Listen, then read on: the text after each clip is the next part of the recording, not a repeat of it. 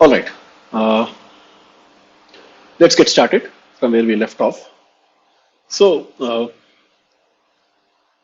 we want to define threshold voltage, and this is a very important thing because this is what we will use in the problems, and in the MOSFETs also threshold voltage plays a very important role. So what is threshold voltage? Okay, so we have defined what is threshold. We said that threshold is that voltage at which the surface inversion charge is equal to the bulk doping, right? So let me show you. Okay, by mistake I have put phi s.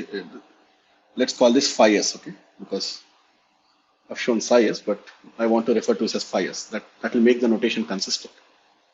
That's why I changed. In the last lecture I have used psi s, but now we want to use phi s. Okay, so we'll consider NMOS and PMOS devices. Okay, in NMOS device, we said if the doping density was, let's say, Na, the NMOS device means it's a P-type substrate, correct? It's a P-type substrate, and if the doping density was Na, the phi f is given by this. This is now by routine expression for us, phi f. For a PMOS device, we can give that as minus kT by Q ln. This is N-type doping in the substrate, N-type substrate. Here it is P-type substrate. Okay, so we can calculate phi f directly. Now, what is accumulation? What is threshold? What is inversion? So, just an axis of surface potential. Whenever your surface potential was less than 0, it was accumulation, right, for an NMOS device, because that will accumulate holes in the interface. And between 0 to 2 phi f, it was called depletion. We are pushing away the holes. But once we cross 2 phi f, it's inversion because we are creating electrons at the interface. So this was NMOS device, which we have seen in detail. The exact opposite thing happens in a PMOS device. Whenever your surface potential is greater than 0, it is accumulation. Why? Because it's an N-type substrate. You apply a positive voltage, positive surface potential, you will accumulate holes. So that's why it is accumulation. And once you go, surface potential goes from 0 to 2 phi f, it is depletion. And if you increase beyond 2 phi f, we call it inversion. So for example, if I take my ND to be 10 power 15, okay, 10 power 15 phi f is going to be 5 times 60, so 0.3 volts. Okay. So if your surface potential is greater than minus 0.6, that means minus 0.7, minus 0.8, and so on, it will be inversion. Okay. So this is a simple way of remembering this. Okay. And we have also defined what is threshold voltage. So threshold voltage, this was originally called as phi s, but phi s equal to 2 phi f. That's why we can write it like this. So this is an expression to calculate threshold voltage. And what is QD? What is the amount of depletion charge at threshold? We know that at threshold, your surface potential is 2 phi f. So the amount of depletion charge is going to be, okay, we have to calculate. We'll do that. Na times Na or Nd, it could be anything, times, okay, Q times Na times W, width, right? That is what we need to calculate. Okay, we'll calculate that. Okay. One important point I want you to note is in our definition of VT here, this is the definition of VT, right? In ideal NMOS device, we are uncovering acceptors. So the QD will be negative. Okay. If QD is negative, so this is going to be negative. So VT is going to be, so negative of negative, this is going to be positive number plus positive number, right? Because 2 phi f is positive. Remember, 2 phi f is positive at inversion, right? For inversion threshold. So the total VT is going to be positive for a NMOS device. So that's why we wrote QD is negative. Psi s is positive, not some. Okay. Sorry, this is, read it as phi f, phi s. Phi s, okay. Phi s is positive and VT is positive. Whereas if you had an ideal PMOS device, QD is positive, right? So the first term is negative overall, minus QD, so it will be negative. And surface potential is negative. So the second term also is negative. So VT is negative for a PMOS device. For an NMOS device, VT is positive. For a PMOS device, VT is negative. So I want you to note this complementarity. It is very important for us later on. Okay. In CMOS, this is very, very essential. This complementarity in the voltages. All right. So fine. Let's try to solve some problems. Okay. So much of theory, right? So let's look at this band diagram and let's calculate what is its surface potential. How do we do that? Well, we know that surface potential can be calculated by what was the definition? Surface potential phi s is equal to EI in the bulk minus EI in the surface. Right? That's the definition of surface potential. So we need to use something as a reference. So I'll say use EF as reference. So this is going to be how much? Well, it's shown here in the graph. So the distance of EF from EI is 0.3. Okay, it's plus 0.3 volts. Okay, at reference to EF, EI is at plus 0.3. Minus EI at surface is at EI, right? So this is going to be 0. So this is going to be 0.3 volts. This is just surface potential. Phi s is equal to 0.3 volts. Okay. Do it for inversion also, do it for accumulation also, and see for yourself. Okay. What is the applied gate voltage when you look at this particular band diagram? Well, the gate voltage is simply the displacement of EF in the semiconductor, and with respect to the semiconductor, what is the displacement of EF in the metal, right? So metal work function has been pulled down here, and this is EF in the semiconductor. The distance is 0.6. So the applied gate voltage VG must be 0.6 volts. Just from the band diagram we are assuming.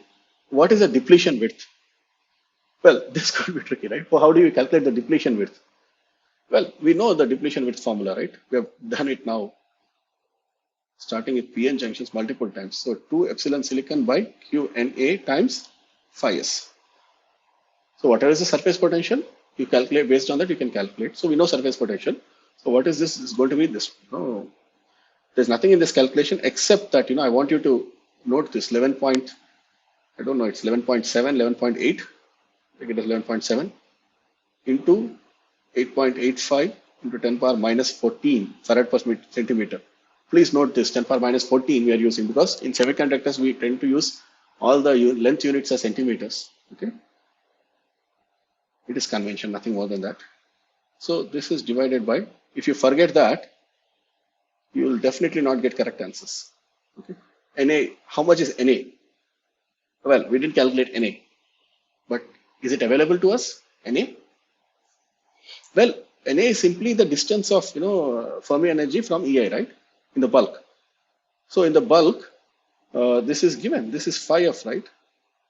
So phi f equal to KT by Q ln of NA by NI. And we said it's 0.3 now. This is equal to 0.3. So NA, as my approximations, my style of approximation, 600 millivolt into phi, right? So this should be 10 power approximately per centimeter cube. This should be the approximate answer. So put that here. So per centimeter cube, remember, okay, 10 power 15 centimeter cube times phi s is 0.3. You have to solve for this, and I don't know. I mean, you just can always calculate this. This should be some microns. It will be okay, less than a micron, or so it will be, okay, or close to that. You have to see. Okay, you calculate that and verify. You substitute. You calculate. Okay. All right. So this is one of the ways, one of the simple problems that you can have.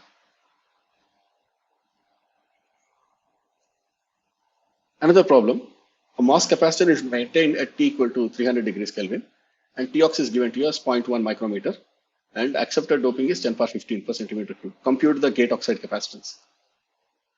Okay, what is the gate oxide capacitance? Gate oxide is simple parallel plate capacitor. You have a metal and it's replaced by an oxide, right? That's all we want. Only the oxide capacitance we want. Okay, so I mentioned this in one of the previous lectures. Cox equal to epsilon oxide divided by thickness of the oxide.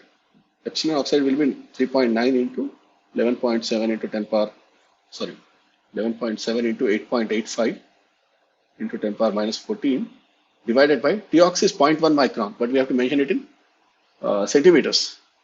So 0.1 micron is 10 into minus 4 centimeters. So overall it will be 10 power minus 5.